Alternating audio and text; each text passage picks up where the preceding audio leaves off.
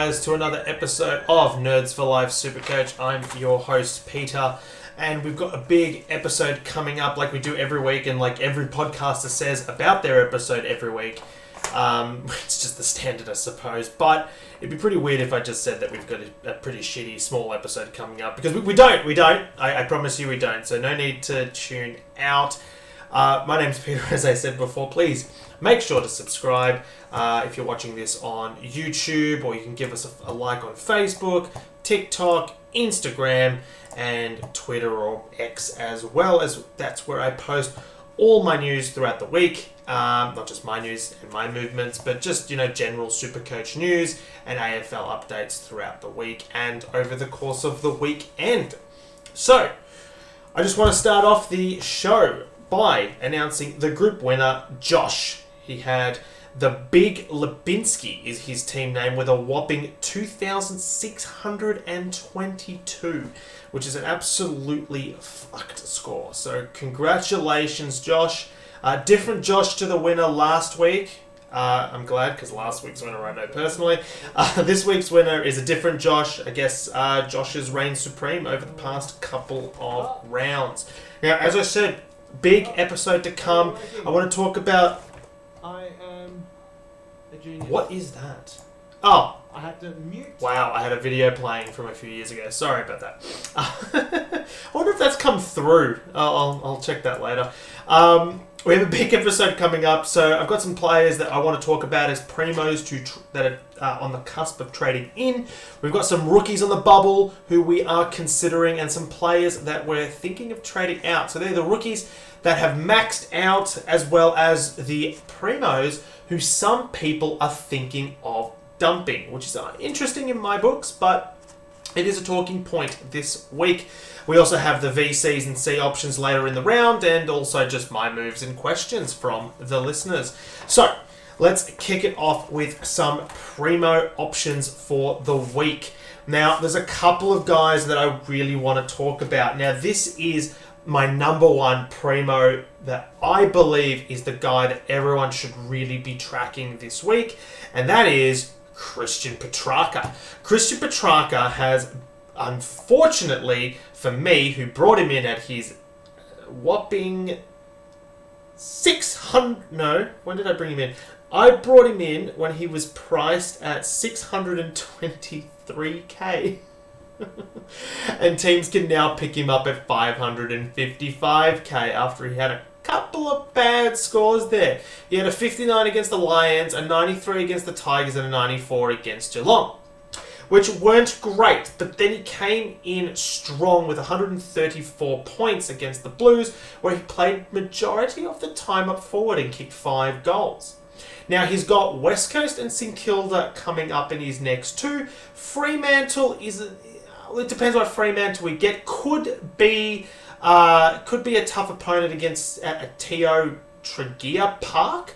Then he's got the Pies at the G, which should be a decent encounter. And then North Melbourne, Brisbane at the Gabba, who have been pretty ordinary. And then West Coast, Essendon and Freo again. So, look, his draw's not too bad. And if he is playing predominantly forward, he should still score well against those opponents. But the thing is, he could get DDP. And even if he doesn't and he plays majority midfield, that's also great. So if he plays predominantly midfield, he will still score pretty well. He's currently averaging 110 for the season.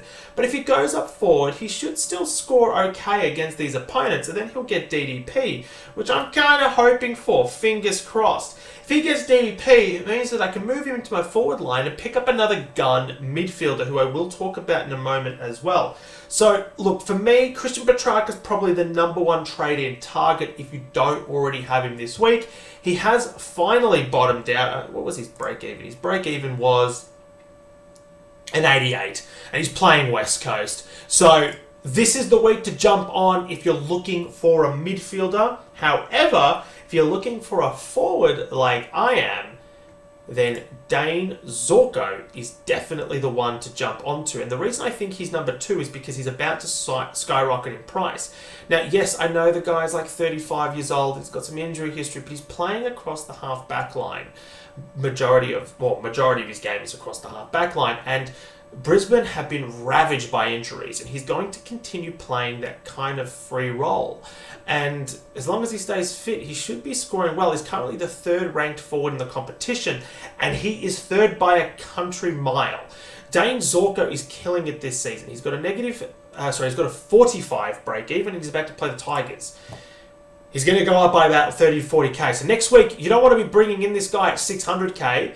This is probably the last week that he stays below 600k for a while. So this is kind of the week to do it. Then he plays Hawthorn and the Dogs. So the matchups aren't amazing.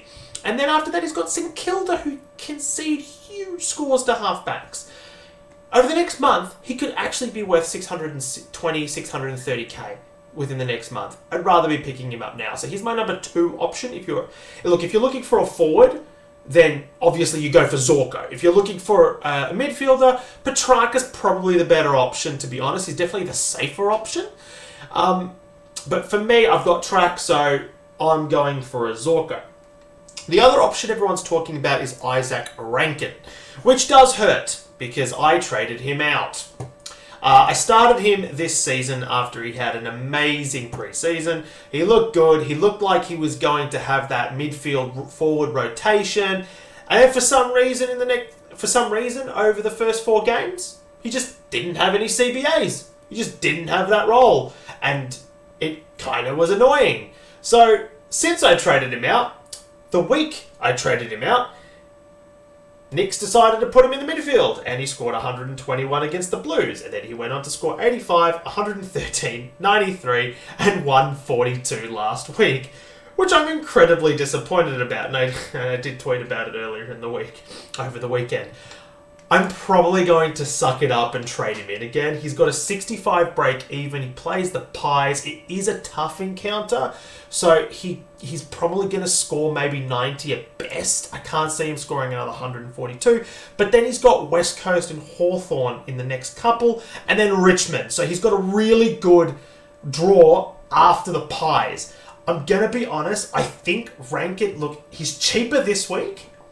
If you're not sold on Zorko, he's cheaper this week, but you probably could wait a week and bring him in next week. I honestly think Rankine is one of those guys you're going to want in your team eventually as your F6. With his role. His role's good. He's got a good role. I think that he's the type of player that you're going to want in your side, and his next 3 games after the Pies are real juicy. So I think that if you don't bring him in this week, next week's probably your last week, but this week is the discounted week. So I'm still tossing up between Rankine and Zorko because, what is that? That's a 40k difference. That 40k could help me next week. But then the Lions have a pretty good draw as well, as I mentioned. So I think either way, I'm going to be happy. I want to end up with both anyway. I'm looking at a defender next week who I will mention in a moment. So we'll see how we go. I think against the Pies you could probably hold that week because he shouldn't go up too much this week. But Rankine is definitely someone that should be on your radar over the next couple of games. Now, my 4th trade-in target is Mr. Tom Stewart, $501,000. His break-even is 97, so he's finally bottomed out, and he's got a projected score of 90 coming up. Now, he's expected to go down another $3,000, which I don't think is going to happen because he scored 167 against the Suns last year.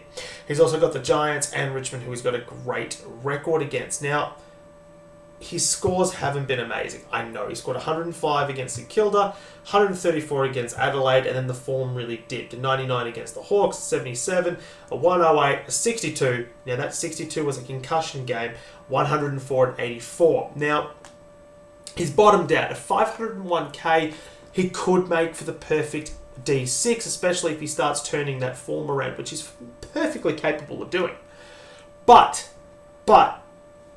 Holmes has been used quite a lot as a distributor down half back, and he's actually scoring roughly the same. Tom Stewart is averaging... What's his average for the season? His average is 96.6. Do remember that includes that injury-affected game when he got knocked out at half-time.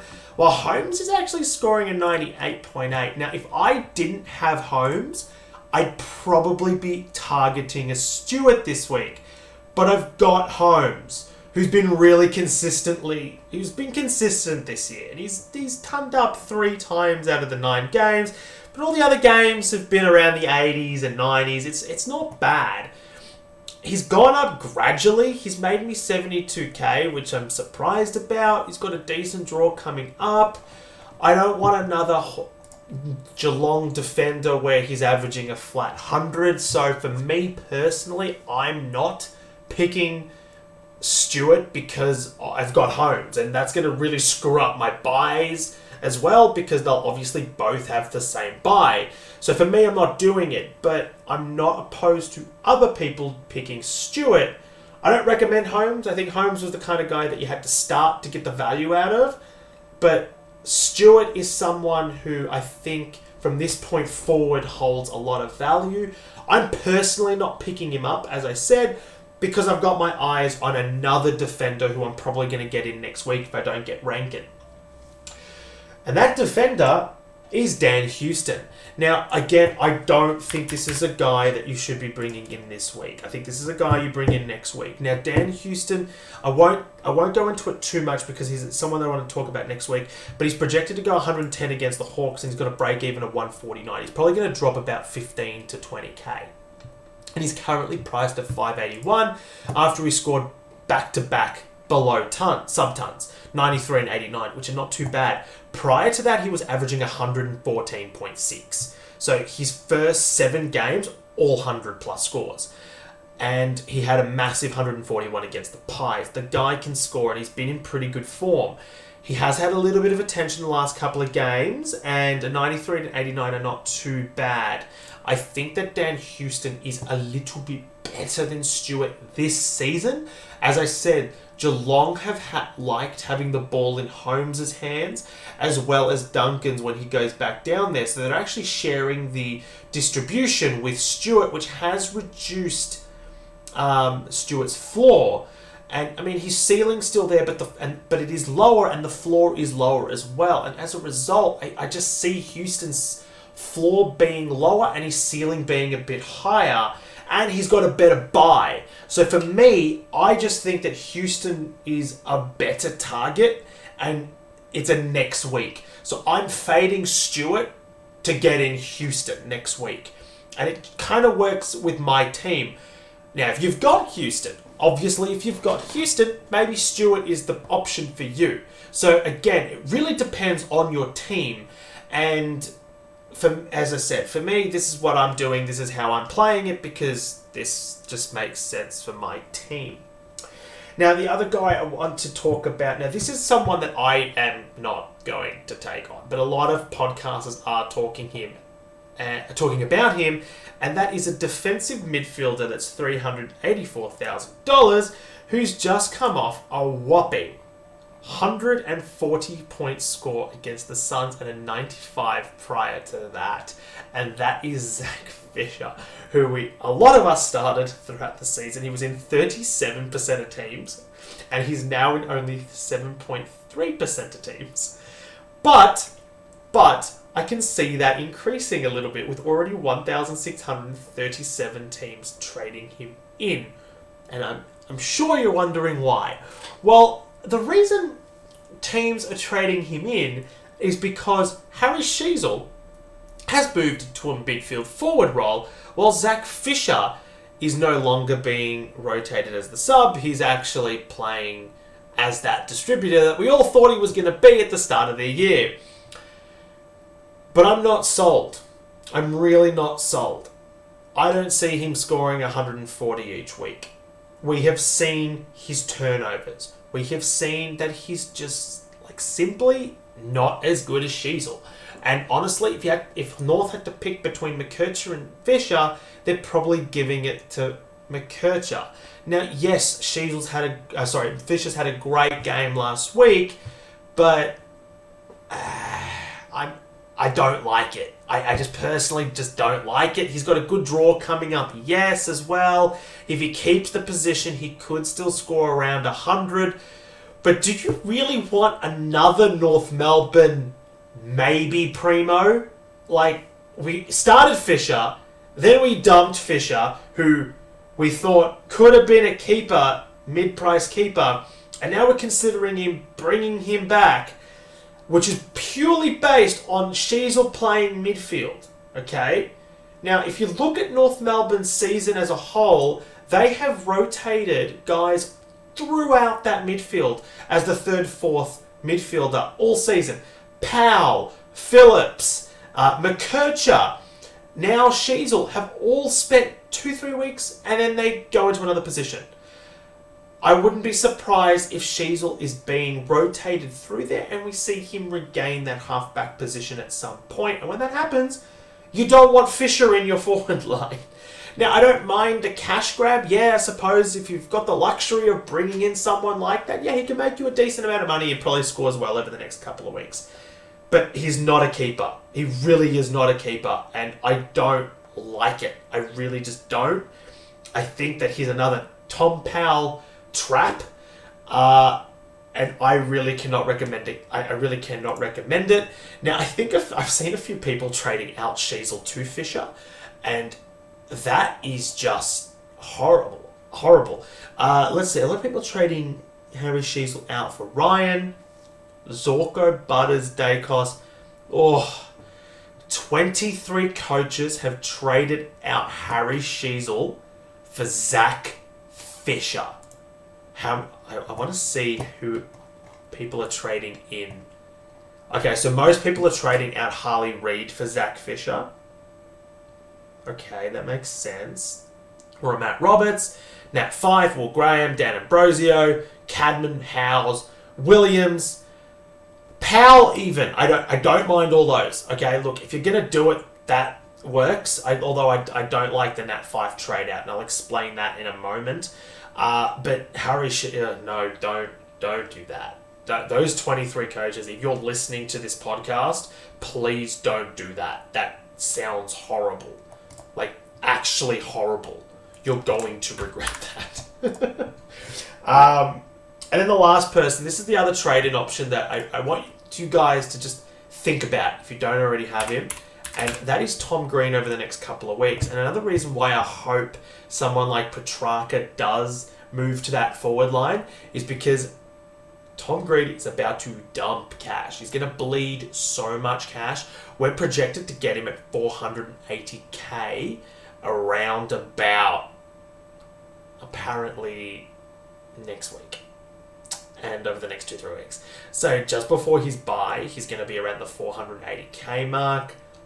Over the next 2 weeks, I'm considering him. I really am, especially if Petrarca looks like he's going to get into the forward line. I don't mind a Green sitting at M8 and Petrarca sitting at M2, or he would be M3. No, F3, sorry. So that sounds great to me. That's what I'm hoping for. But to keep an eye out on Tom Green, if you still don't have your M8 position covered, I do with Clayton Oliver. But if you don't, Tom Green is definitely someone to look out for the next couple of weeks. Now, rookie trade-in options.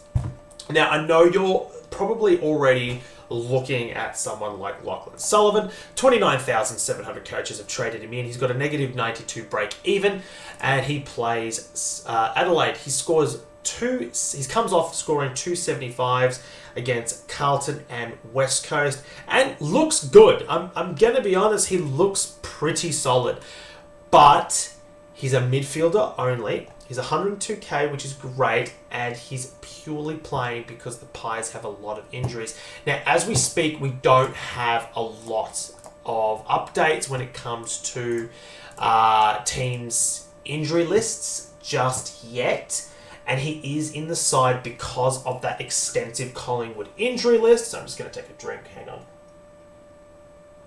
Man, I'm talking a lot. So I don't mind bringing him in because he's probably going to be your M11 anyway. But be aware, that Reville is probably got better job security. He's the same price. He's got DDP. He plays for Brisbane. He's got a negative 56 break even, so he should still make money. He's got a better record. Upcoming fixture: Richmond, Hawthorn, Western Bulldogs, St Kilda. For me personally, he's got a better bye week as well. Because Collingwood, I think, share a really annoying bye in comparison to the Lions. So Reville is probably the guy that I bring in because of that DDP swing. And that's probably it, really. DDP swing. His job security is that little bit better because Brisbane have a lot more injuries, so there is that. For me, I just prefer Reville. I know a lot of people will be calling him Breville, because his name is Bruce Reville. I actually like Breville. I do like Breville as his nickname. I think that he's better, but something that we do need to take into consideration is that he's only been playing about 56% a game time on ground. His fitness might be an issue, but he is working his way into more time on ground. He's not getting vested while spending minimal time on ground, so that's a positive. So I'm hoping that he can keep his spot on the side, maybe over the buys as well, and I think he's got a better chance of keeping his spot on the side. Personally, I just do, because the Lions players' injuries are long-term, while Collingwood's are, well, really over the next couple of weeks. The other guy I want to talk about is Curtin. Now, this is a guy who a lot of us were considering over the preseason. He is on his bubble. He's got a 48 break even and he's 175k, but he's projected to drop in price. The reason being is the young Crow went on to score a 43 and a 9. It's so bad. The reason I'm talking about him is not because he's got DDP, first of all. Not because I want you to bring him in this week, but someone to consider over the next few weeks as he actually reduces in price.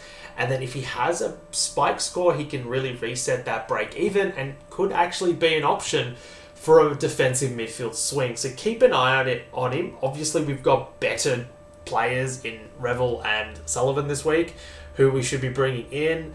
But, someone to keep an eye out on, I suppose. Now, already 6,500 coaches have brought in Joe Richards, who had a huge first half last week. He had 14 disposals, I think 5 tackles and a goal and 3 goal assists. He was amazing. He's a forward. He's 123k. He's got a negative 59 break even, but you will be going early on him. He scored 107 points last week. He's fantastic. It really is fantastic, but he doesn't play West Coast every week. He is playing the Crows, who are a better side. He is playing at the MCG, which does benefit him, I suppose. He is a next week for me. The Pies have a lot of injuries, and luckily most of the injuries they have are forwards. So, look, if Mitchell and DeGoey are available, that could push Sullivan out of the team. I don't think it pushes Richards out of the team. I think a lot of the players like Elliott and a lot of the other injuries that the Pies have, they're forwards. So I can see Sullivan being pushed out in the next week or two, and Richards kind of being in the side for the next month due to the amount of injuries that the Pies have and the specific injuries that they have. I think Richards is probably the better option, but he's not in his bubble this week, so I'm personally not doing it, but he is my number one rookie watch next week. I'm probably going to be using him as the trade-in, as the downgrade for the Dan Houston pick next week, or the Rankine, depending on who I can get and performances and break-evens, of course. But that's kind of the guy that I'm looking at for next week. I wouldn't be going early on him, especially because we've got cheapies like Reville who are 102k, and he's actually on his break-even. He's actually on his bubble. So, I'm not. I don't like going early when you've got bubble options. And they're really the only 4 rookies that I really want to talk about this week. There's no one else that's kind of relevant when it comes to this week. Now, trade-outs. Now, I've already briefly touched on Harry Sheezel. I can see Harry Sheezel coming back into the side. Look, his break-even's 168. He's going to lose about 30k this week, probably more. But you only really lose that money if you trade him out. He's got Essendon, okay? He's not a strong, great midfield. Port's tough. West Coast are easy. He could score 2 100s, even in the role that he's got. He's playing midfield, for fuck's sakes. He's playing midfield. He's not getting thrown in the forward pocket and needs to score 5 goals to ton up. He's playing as a CBA mid. And 73 and 86, they're not terrible scores. He should do okay. He should do fine. And then if he gets put into the half-back line again, which I expect he will at some point, he'll start averaging high scores again. I think that you should only be trading Harry Sheezel if he is your absolute only issue. If you're sitting and you're rank number 100 and you've got everybody, you've just got everybody and a bunch of rookies that haven't peaked yet, and Harry Sheezel is your biggest issue, then yeah, whatever, go for it. Don't do it for Zach Fisher, but go for it, whatever. But if you're not in that position, which most of us are not in that position, I wouldn't be trading out Harry Sheezel. I just don't think that it's an intelligent move. I really just don't. I don't like it, and that is my personal opinion. I just don't like it. My God, sorry about that. Now, Harley Reid. This is the other guy that a lot of teams are trading out this week, and I'm totally for it. He's got 110 break even, I believe. Let's just double check that. Harley Reid. Now, he's not going to be the keeper. 134 break even. Holy shit. He plays at Melbourne. I don't think he's projected to score 93, and he's going to lose 20k. He's not going to score 93. He's playing well. He was playing well for a couple of weeks there when he scored 91, 108, 147. This was always going to be unsustainable at West Coast as a first-year player. No matter who you are, it was always going to be unsustainable. He's gone back-to-back 59s against Essendon and Collingwood, and he plays a pretty strong Melbourne midfield at the moment. I don't like it. He's going to be bleeding cash by a lot. I think Harley Reid has peaked. I actually traded him out last week, which I think was about his peak. I mean, I missed out on 8k. Whatever. I missed out on 8k. I'm perfectly okay with that. Harley Reid, definite trade out if you've got him. The next one is Matt Roberts, who I think is actually more of a trade out. Now, I noticed that I actually traded out both Harley Reid and Matt Roberts last week, so I'm pretty happy about that. His break-even's 124. He's projected to go 75, which he might do, but he's still projected to go down by almost 23k. Now, I am looking at this. After he was averaging 94?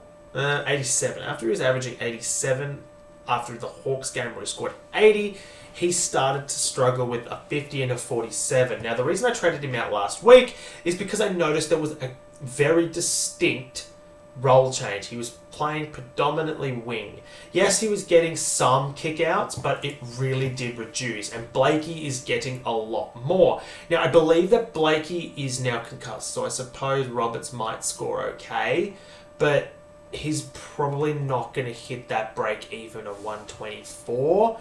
So, for me, he's already lost a bit of cash. I think it's time to just take the $232,000 that he's made and run. Be happy with that and leave, because I can see a lot more money being bled, especially if we're wrong and he continues to play that wing role and he starts bleeding cash, and then next week, you're 40k worse off. And I don't like it. I think that both Reid and Roberts should be your number 1 and 2 trade outs this week. If you've got both, you should be trading both out this week. Definitely. I think that it's time to go. Now, the last one a lot of coaches are considering is Nat Fyfe. Almost 10,000 coaches have already traded him out. He's just dropped 20k. Okay? He's $399,000. He's made us $116,000 for those that started him. Now, he's just pumped out a pretty average 60, and then he scored 17 the week before because he was sub and he was rested. But before that, He scored 119, 89, 81, and 102 before 269 scores and 103. By the way, one of those 69 scores were also a sub-affected game. Okay, so he's had 2 sub-affected games in the first 9 weeks. He is a veteran who is going to be rested. We always knew this when we were selecting Nat Fyfe.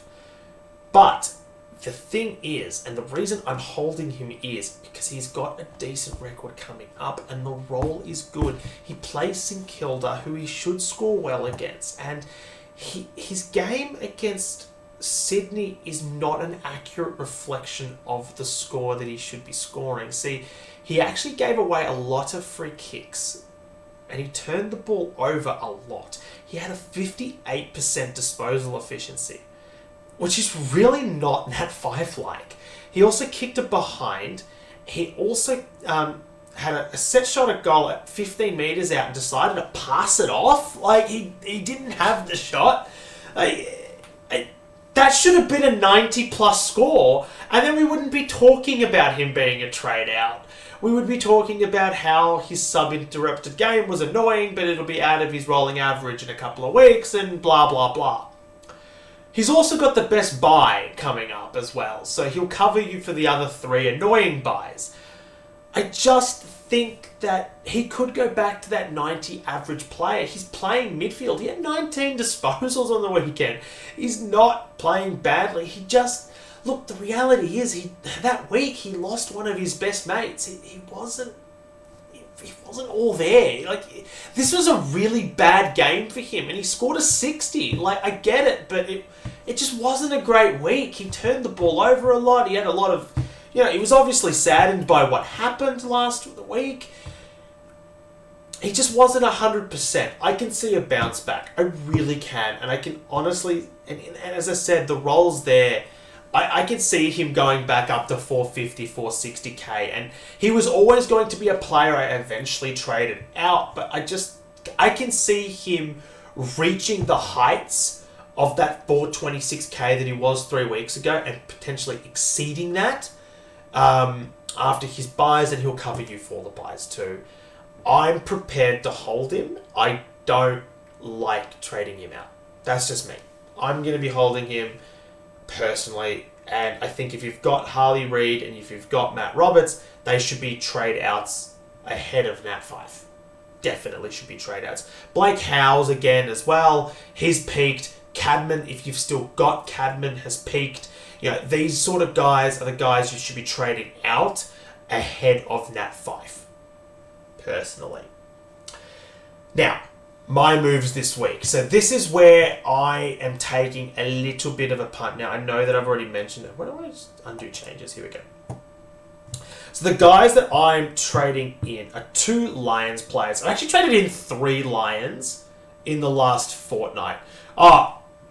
Fucking Lachie Neale. My God. Lachie Neale had pissed me off last week. Right? I was in front 8 out of my 10 matchups late in the 4th quarter.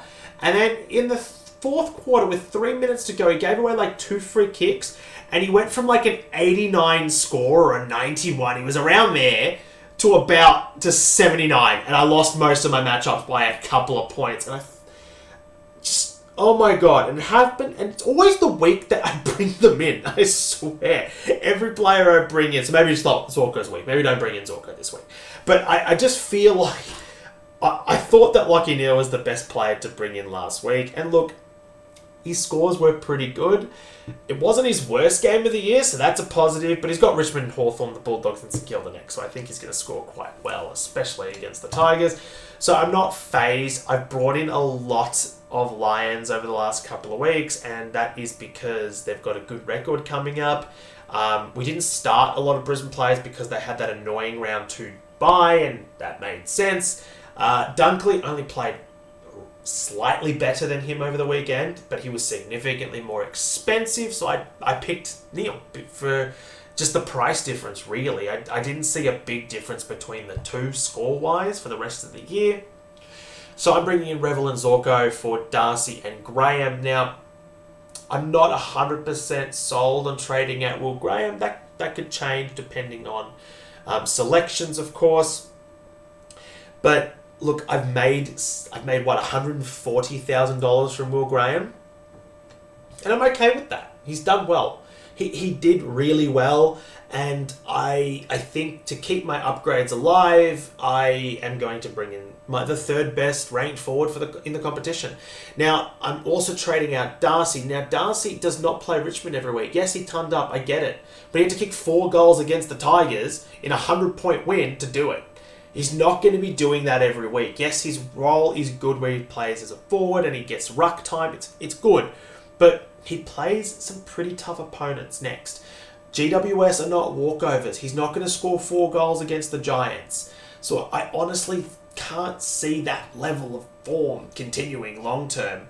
And he's only going to go up by about 20k, while Zorko is going to go up by about 35, 40k. So holding Darcy a week to get the 20k is not intelligent if I want to bring Zorko next week because I want Darcy's 20k, because Zorko's going up more than what Darcy's going up by. So I'm actually worse off by holding Darcy and picking up Zorko next week, if that makes sense. So I understand that Darcy has a little bit of cash to make, but I just want you to think about who you're trading in, who you want to trade in over the next couple of weeks. And if that player is projected to go up more than what Darcy's projected to go up, it might not be worth the 20, maybe 30k that Darcy makes for you over the next 2 weeks. Especially if that other player is going to go up 50 to 60k. So just keep that in mind when it comes to trading out rookies. If they've got a little bit of money to make, yeah, so be it. Awesome, that's great. But who are you missing out on, right? Is that 20k worth you missing out on potentially 130 from Zorko against the Tigers this week? That is a legitimate score option. That is legitimately what he could score against the Tigers this week. Is that 20k worth it to you? And that's if, by the way, that's if Darcy goes out there and scores an 80 against the Giants. He might not. He might bang home a 50. He might bang home a 60, and then he only makes you 10k, 9k, and you're like, well, was that really worth it? Probably not. So they're my moves this week. I actually had a pretty deep... shit. For those watching this for those listening to this on Spotify, I actually hit reverse. Can I? No! I want to redo my trades. Fuck. I accidentally hit reverse and I have to redo all my trades again. Fuck. Now, for those who... Okay, sorry, I've lost my train of thought. Just far out, that was annoying. Jordan Sweet's back this week. I didn't have a great week last week. I scored 2,333, which wasn't terrible, I suppose, considering I scored my first 0 in 3 years on field because of Sweet being unavailable due to injury. So that was annoying. I actually slipped 1,500 spots, so I'm now sitting at about 6,500, which is not too bad. But that is a little bit annoying. I'm hoping for the bounce back this week. Now, let's go to questions. What questions have we had? All right. So we'll start with Facebook. All comments. All right. We'll start with Marty Burke. Love to know actions or reactions on snap trades and thoughts on reflection on the aftermath on choices. Definitely have and also have seen back and forth, so keen to hear. Well, I already mentioned Rankine. That was stupid on my part, but also, look, in all fairness, we made that decision at the time because he didn't have the role that we thought he was going to have, and then he just happened to get that role the week I traded him out. There was no indication that he was going to have that role, so I still stand by the trade out because I just got unlucky. So yeah, I've obviously made a mistake and I'm happy to bring him back in a couple of weeks. I'm definitely happy to do it. People that traded out, Nick Martin, definitely should be trading him back in. I think that he's a top 6 defender. People that traded out Young, I was one of them. But I did get Luke Ryan, so I am kind of happy with that. Yeah, look, it depends. It really depends. If you trade out... Oh, fuck. The one that pisses me off, actually, is Rowan Marshall. I trade in Rowan Marshall. I get 250s, 250 scores, and then I trade him out, just being furious. I trade him out because I think I'm going to get a one-up on, the people that own Grundy and Gorn that week, in those 2 weeks. I'm going to, get the one-up on them because Marshall's going to score these big 100-plus scores, and everyone else has, one ruckman playing because they've got Gorn and Grundy. No, Marshall decides to pump out a bunch of 50s instead. So I rage trade him out thinking, he can go to hell. And then I bring in Sweet. And the week I bring him in, Sweet gets a 75, which is not too bad for, the price point that I got Sweet at. Marshall goes 120, and then Sweet misses due to illness, and Marshall goes 160 or something. I hate Rowan Marshall so much. He's dead to me. He's absolutely dead to me. I'm never picking him again. That's it. I don't care what he's scoring or how many seasons longer he plays. I am never picking Rowan Marshall ever again for my SuperCoach team. But look, if you've made a bad choice and you've traded out a player, I don't mind trading him back in, but I'm not up for trading in fringe players like Colby McKercher. Yes, he's playing well, but if you traded him out, I don't like trading him back in because there's no guarantee he's going to be a top-line defender at all. I mean, he has cash grabs. I don't mind that. Last week, he probably still made a little bit of money for you, but then you trade him out again, and that's 3 trades. Is the 100k worth 3 trades? Probably not. So it depends on who you're making a mistake on. Rankine could be a top 6 forward. Martin could be a top 6 defender. So if you traded them out and you're trading them back in, you're actually doing okay. James Eper? Hey, what do you think will be the best combo for F4, F5, F6? And who would you highly consider as a top 8 forward? Oh my god, I'm really struggling. Heaney, Flanders, Zorko, number 3. Then who is next? Jackson 5, Langford, Caldwell, Mackay, Moore, McRae, Rankine. McRae, absolutely not. He looks terrible. Rankine, I can see being top 6. I think he could be the F6. Caldwell, if the Bombers get a lot of injuries, he could be in the running. I think Fife is fine to keep. I doubt that he's top 6. Could be top 8 at best. Jackson, look, I'm going to be honest. Jackson, he had one great game. And then he was shit. He was really average, and he was the sole ruck a lot. And even on the weekend, he only scored, an 87 or an 89 as the sole ruck. Nah, it won't be Jackson. Langford, yeah, probably not. I don't like the Langford pick. I do like Moore. I think Moore could be top 6 potentially as well. I don't like tall forwards, but Mackay, Curnow have a chance of being top 6 too. For me, I think the next one is Rankine. I think that's the guy that could be... This is again without knowing DDP. I think that Rankine is currently probably the 4th best forward in the competition as an option, personally. Just because he's got a lot of upside.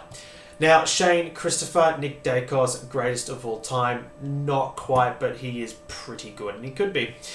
Mitch Z, would you upgrade Jason Horne-Francis to Merritt or Butters this week as final mid upgrade?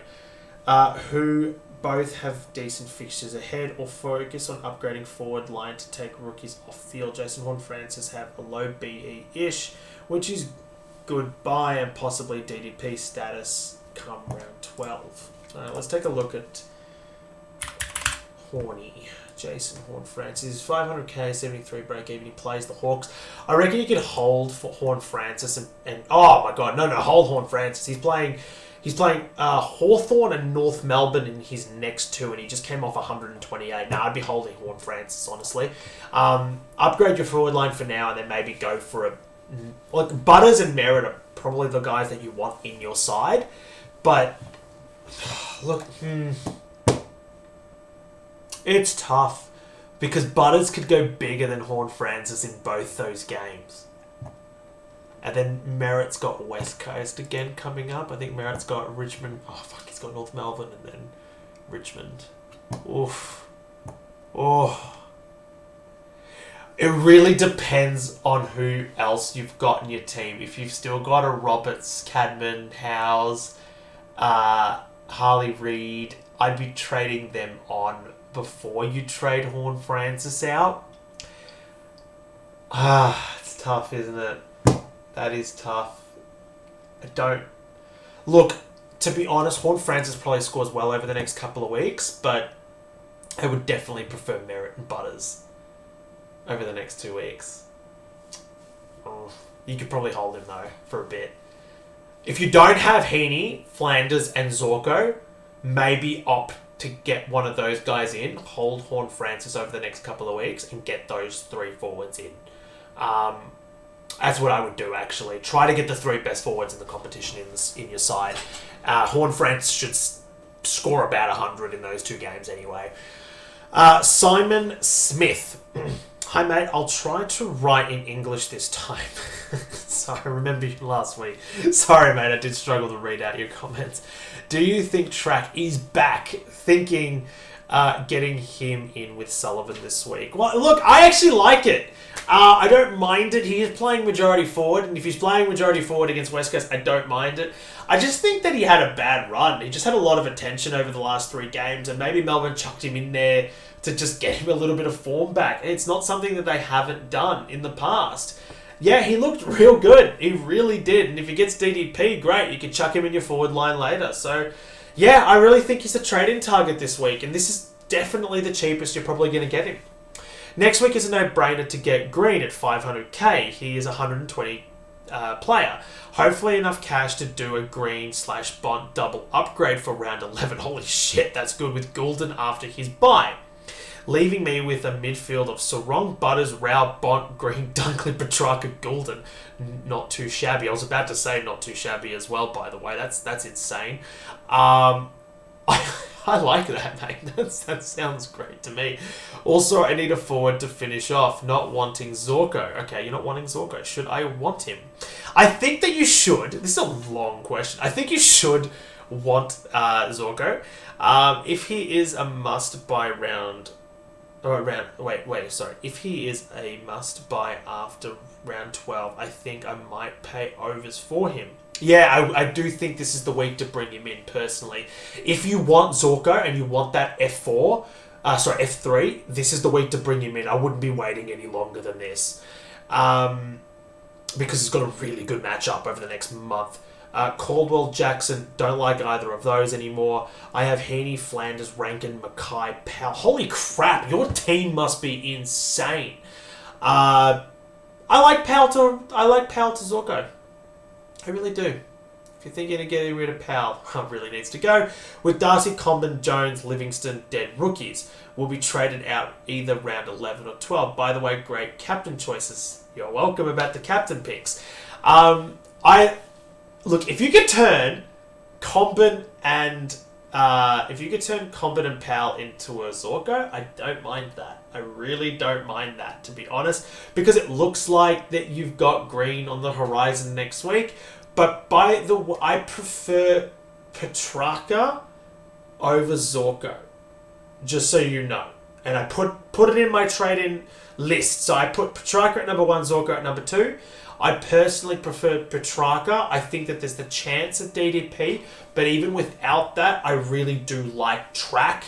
He's the kind of guy that can just kick 5. He can go up forward and kick a bag, and he can go into the midfield and get 30 plus disposal and still kick a bag. I like Track. His upside's there. My best ever season was a season I owned Track, and last year I just wanted Track all year and I just couldn't get him because I was priced out. I think Petrarca is the way to go. Move that Flanders. I saw that comment. Move the Flanders into your midfield. Get Petrarca and then Green next week. And Bont. Holy crap. Do those things. Louis? Greg. Fife and Reed both right to trade out. And should I trade in Zorko this week or bring in a primo mid? Butters in the main one I don't have. Oh no, get Butters. I think if you can get Butters, get Butters. If Fife allows you to get Butters, I'm okay with trading him out because I think Butters has a better upside than Fife. Yeah, Reed's got to go. We've already talked about that. Yes, I think that Butters is definitely a player that you should be getting and targeting ahead of Zorko. Let's go to Twitter. Let's see if anyone actually asked. I don't think anyone asked any questions on Twitter. No one cared on Twitter. But let's take a look at captain options before we finish this week. Now, there are a lot of VC and C options for the round. Now, we're starting off with the Suns on Thursday night taking on the Cats. I can see Reville bouncing back. I really can. I like Anderson. I like Reville. I like Miller. I don't like anyone from the Cats. But I think there are better options later in the round, and I will discuss that, and I'll tell you why. Friday, you've got the Blues take on the Swans. Adam Chera's out, so I don't mind because he's got a hamstring issue. You know, he might be out. We don't have the injury list yet, but he did get subbed off with a hamstring injury, so he's probably out because they're not Port Adelaide, and they don't play players with hamstring issues. And therefore, I like Walsh. So I don't mind Walsh. I like Isaac Heaney as well in this game, but I still think there are better options later on.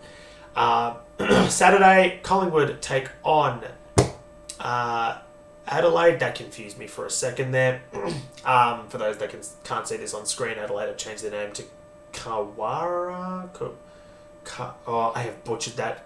Oh my god, Kuwarna. Okay, perfect. I think I got it there. They're playing at the MCG. I like Dagos. I really do. If you've got Dagos, this is the one. Dawson had a big game, but he could pump out a 90 this week, so I'm not 100% sold on that. After that, we've got the Giants take on the Dogs. Bont looked good, but he only really looked good for a half. He looked really bad in that first half, so I wouldn't be picking Bont. But Tim English against Kieran Briggs. Kieran Briggs has conceded the most points as a number one ruckman this season, and I can see English going absolutely insane. I can see him going absolutely bonkers against the Giants, so I really do like that option. I still think for a VC though,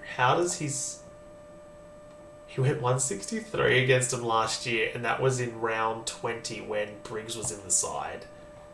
Oh, I'm probably going to be putting my VC on him, to be honest. I think that's where my VC goes. On the Tim English. I really like that on the Saturday night. But then you've got Brisbane take on the Tigers. And I do like... Oh, sorry. You've got... That's on the... Oh, no, that's Saturday afternoon at 4:35. Then you've got Freo taking on St Kilda. And I can genuinely see Luke Ryan going absolutely ballistic in this game. St Kilda have given up the most amount of points for defenders as well. Holy shit. What do I do? I genuinely do not know what to do. Crap. Okay. Look, it's either going to have to be Luke Ryan or Tim English. Tim English can definitely... Yeah, it's got to be Tim English. Surely it has to be Tim English against Kieran Briggs. It's probably going to be Tim English for me. English... Oh, but he scored a really bad score last week. This is so frustrating. I don't know who to pick. It's either going to be Luke Ryan or Tim English. I think they're the best two VC options this week. And then you've got, I don't mind Dunkley as a captain if those two fail. But he plays the same game as the Freo games the week. So, your VC this week should either be English, Luke Ryan, or in reality, I think Lachie Neale could have a big game against the Tigers. So, your VC should come in the Saturday afternoon, Saturday night games. Then your captain, I think, should either be, honestly, you've got so many choices. Essendon take on North. You've got, Merritt, who's probably going to be the C if things fail. For me, I think Merritt definitely holds a lot of upside. Although his last couple of games have been kind of average, so it might even be Butters who plays Hawthorn and later on in the game, and then you've got, Melbourne take on the Eagles. Holy crap, Petrarca is going to score so well against them. They're probably the best VC and C options for the week. So if you've got any of those guys, you're going to have I think you're going to have a good week. I really do. So my vice captain's probably going to be Luke Ryan into Butters. That's, I'm just hoping that I don't have to worry about the Sunday game because Luke Ryan scored 200 against St Kilda. So that's kind of what I'm hoping for personally. So they're my captain and vice captain choices for the week. That's it. Thanks so much, guys, for listening. If you haven't already, please make sure to subscribe on YouTube or on Spotify if you're listening to this. Give us a like on Facebook, TikTok, Twitter, and Instagram. And thanks, guys, for watching. I'll be back same time, same place next week.